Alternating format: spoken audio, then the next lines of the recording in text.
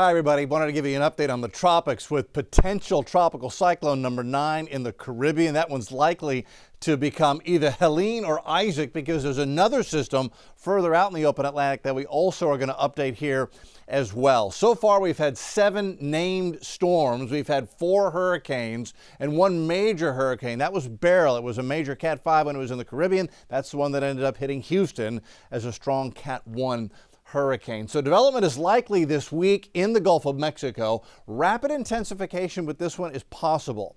That means we could see it go from a tropical storm to a Cat 1, Cat 2 hurricane very, very quickly over the end of this work week. And Florida looks to be the target for what is likely going to be a strong hurricane toward Thursday night into Friday. Let's take a look at conditions across the Atlantic basin. Sea surface temperatures out in the main development region, the open Atlantic, are plenty warm. Once you get sea surface temperatures above 80 degrees, that's really the only requirement you need as far as water temperature to get a tropical system going. So it's plenty warm out here, 84 off the west coast of Africa, 87 as you get closer to the Antilles. As you get into the Gulf and the Caribbean Sea, it's very warm. This spot right here in the northwest Gulf, 89 degrees. And that's right where our potential tropical cyclone is in the process of developing. That's the one that's going to move into the Gulf of Mexico, and it will be able to feed off of some very warm water in the Gulf of Mexico over the next couple of days. So as we look at the big picture tropical update, that is potential tropical cyclone number 9. This is the one that is going to move into the Gulf of Mexico, and it looks like impact Florida. I'm going to go over all the details on this one in just a moment. But first, let's just check off what's going on out in the far eastern Atlantic basin. This is a tropical wave. It has a 70% chance for developing, but this one at the moment does look like it's one for the open Atlantic. This may likely be a fish storm. What I have here are the isobar forecasts, lines of equal pressure for the European model and the American model, the GFS. We'll push this forward in time.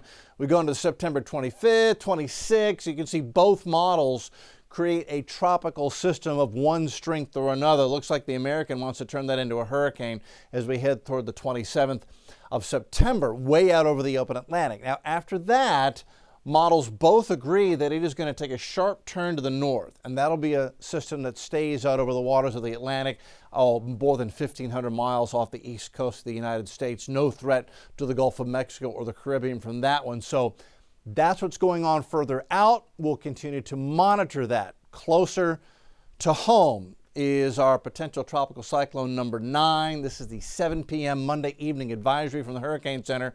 Max winds at 35, moving north-northwest at 7. It has not closed off officially a tropical low. It is not a depression yet, but we think it's likely going to do that over the next several hours, probably by morning. You can see at the moment, if there is a center struggling to form here, all the convection is off to the east side of it. There is a little bit of shear going on right now. We've got some southwesterly shear, and it's tilting the storm. It's blowing it off to the east, at least the cloud top. So that is causing it to struggle to development. But that shear is going to relax. Not only relax, but it looks like conditions as it gets into the Gulf are going to become unsheared, and so it may likely rapidly intensify. That will also depend on if it can shoot the gap right here between the western tip of Cuba and the Yucatan Peninsula. That's called the Yucatan Channel. If this center can get organized and move through there without interacting with the landmass of Cuba or the Yucatan, it has a much better chance of keeping that core intensification going without disruption, and that could lead to rapid intensification. And at the moment, the forecast from the Hurricane Center is for a Category 3 hurricane to make landfall somewhere near the Big Bend of the Florida coast on the Gulf of Mexico. That's where it's expected to be as a Cat 3, 1 p.m. Thursday evening. At the moment, Tampa, you're just outside the forecast cone, but I know Tampa's on high alert watching a powerful system perhaps move by you, or you're close enough to where you have to pay very, very close attention to this. Everybody in Florida right now is watching this very, very carefully. So let's take a look at our high resolution model.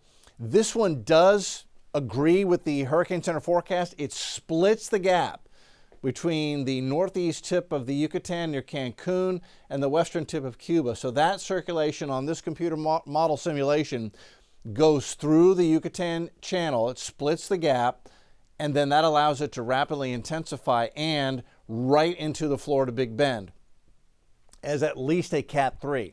Some of the computer models that the Hurricane Center uses, some of their high-res models, have been showing systems more intense than Cat 3. So this is one we have to watch very carefully as it may become a very, very intense hurricane. Now, for my viewers in Houston and Galveston, this is just too far away for us to have any direct impacts. However, when you get a hurricane of this strength, really anywhere in the Gulf of Mexico, it's like dropping a pebble in a pond. It will send out ripples across the pond, across the Gulf of Mexico, and we will see some increased surf action as we head into the end of the week and the first part of the weekend. So if you are heading down to enjoy the beach, be careful. There could be every now and then some large swells come into the beaches from this hurricane all the way across on the other side of the Gulf of Mexico. Spaghetti plots are in good agreement, very tightly clustered through the Yucatan Channel and then right up into the Big Bend of Florida. Panama City, maybe you're on the weak side of that circulation. It's going to be a close call. There's Tampa. There's Mobile Bay. So most likely between Tampa and Mobile Bay, and really most likely most are clustered right there on the Panhandle and the Big Bend of Florida. And this is going to be a Thursday evening landfall. That's the timing on this. Thursday evening is when the strongest of that hurricane is going to hit, likely named Helene. Here is our simulated satellite forecast, and I put that on to show you how this is moving with the steering currents. So basically what we have is a high pressure area off to the east, low pressure off to the west. These storms, they don't want to flow directly from high pressure to low pressure. They flow around the circulation of these areas of high pressure and low pressure. So what's happening is the storm, the reason it's forecast to go to the Big Bend of Florida is because it is flowing around the edge of two systems, around the edge of our clockwise rotating high pressure area and around the edge of our counterclockwise rotating area of low pressure. And the path of least resistance is just in that flow around those two weather systems. Here's a little bit more technical view of that same setup. We go into Wednesday. Here's our low, counterclockwise flow. Here's our high, big clockwise flow.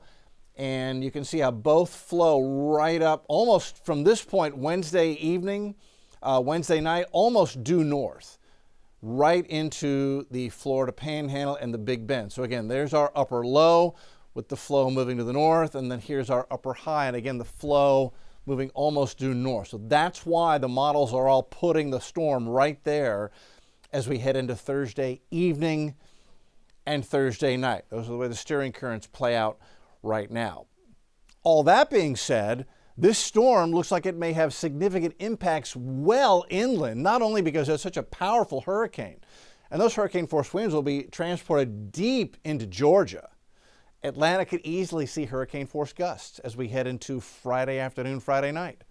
But the rain across the deep south and southeast United States may be significant. This could cause widespread flash flooding, really from Springfield, Missouri to Nashville, Tennessee, Birmingham, Alabama to Atlanta, 6 to 8 inches or more possible. Charlotte, North Carolina could see this. Really the spine of the Appalachians, you get all that moisture coming in with that circulation from a tropical system, and the Appalachian Mountains, they stick up, you get that orographic lifting, and that could wring out significantly more rain in some spots greater than 8 inches of rain. So the flood threat is very significant way inland from the coast as the storm moves in and brings all that moisture with it from off the Gulf of Mexico. So that is where we stand right now with a storm brewing in the Caribbean, but widespread and significant impacts across Florida and the south and east United States as we head into the end of the week and the weekend. We'll continue to keep you posted as we move closer to landfall, which looks like it's going to be Thursday evening